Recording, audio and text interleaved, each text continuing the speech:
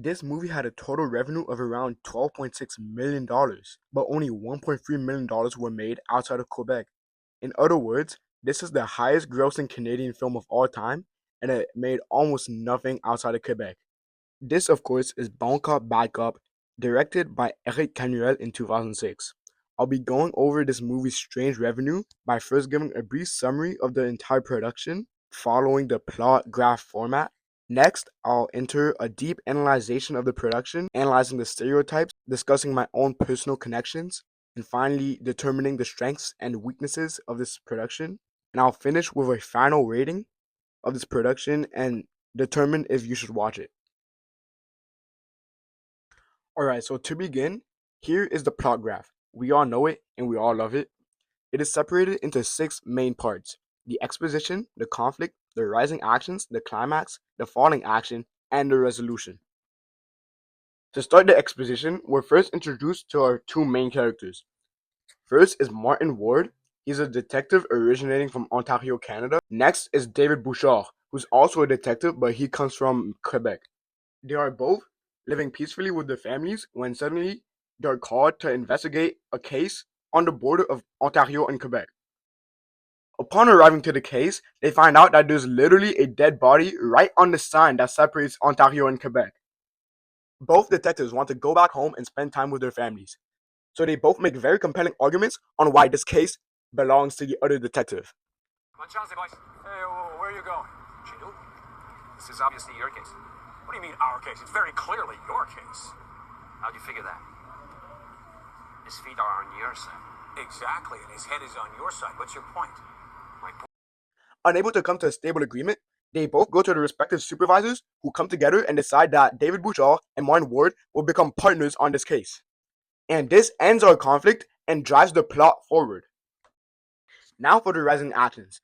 After determining that the man on the sign must have fell from a helicopter, the detectives track the helicopter pilot to a Quebec bar, where he attacks the both of them, and a gag plays out. This gag is where one of the detectives will only help the one who's under attack if they ask in the right provincial language. I'm sorry, I don't understand you. Help me, please. Excusez. Lâche mon partenaire. Bouchard! Do something!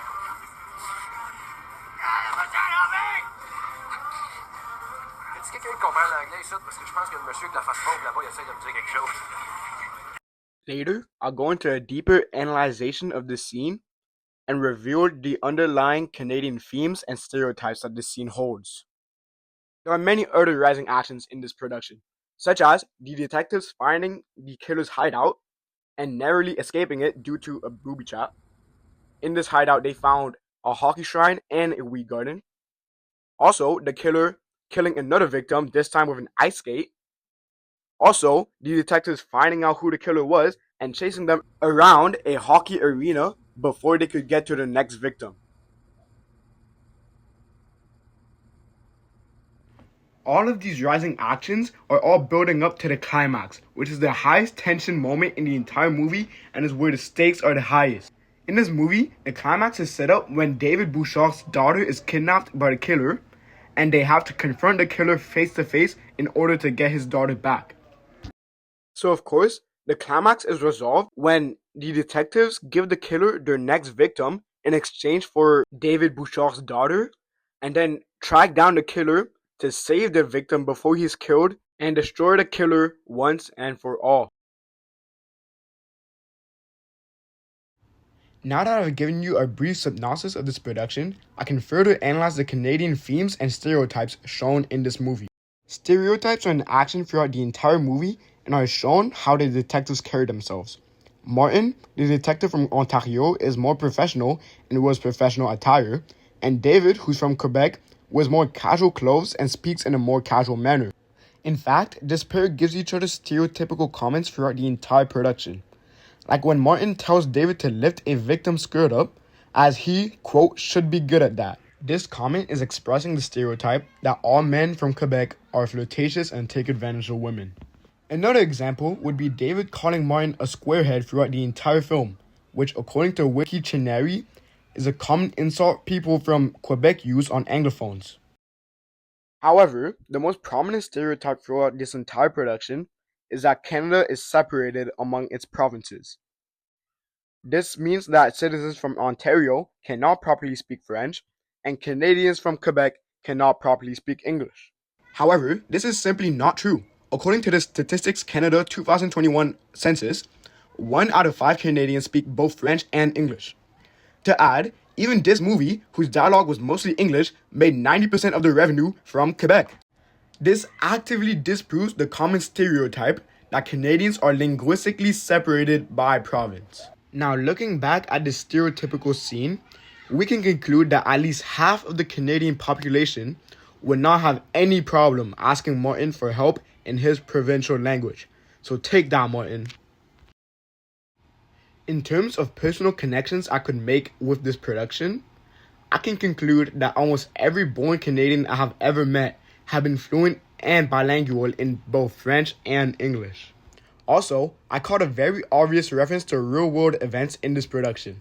When explaining his intentions, the killer says that he's trying to kill everyone who is responsible or linked to the Canadian hockey team trading, quote, the Great One to a team in Los Angeles. This is a direct reference to the Edmonton Oilers trading Wayne Gretzky to the Los Angeles Kings in 1988. This trade was very significant since Wayne Gretzky is often referred to as the GOAT of hockey, and Canadians all over the nation were furious that the country had lost such a talented player. Even though this reference further proves Canadians' stereotypical love for ice hockey, I think it was a good detail, especially for the time that this production was released.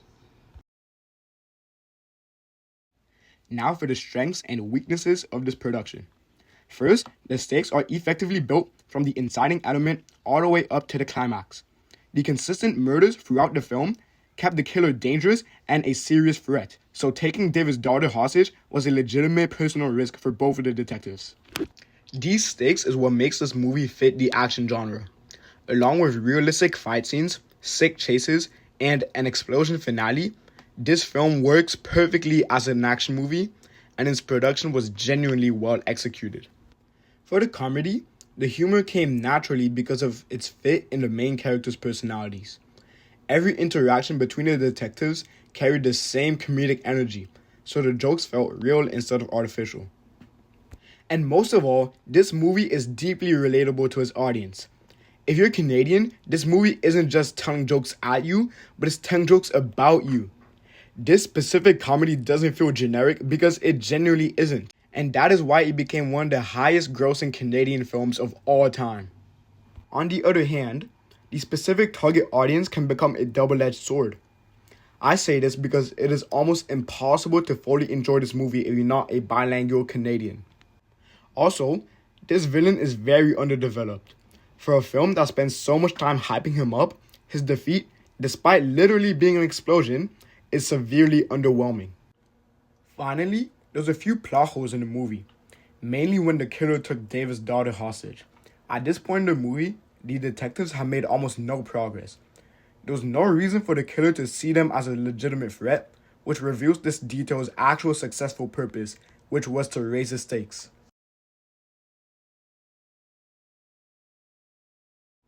So now you know why the highest grossing Canadian film of all time barely made anything outside of Quebec. This isn't a movie that failed to expand our culture, it just simply wasn't trying. Its biggest strength, its hyper-specific Canadian identity, is also the reason why I'm rating this a universal 5 out of 10. If you're not Canadian and bilingual, you just can't enjoy this movie. However, if you are part of the bilingual Quebec and Ontario population, you'll see the true rating of this movie, which is a 8.3 out of 10. To that target audience, I highly recommend Bon Cop, Bad Cop.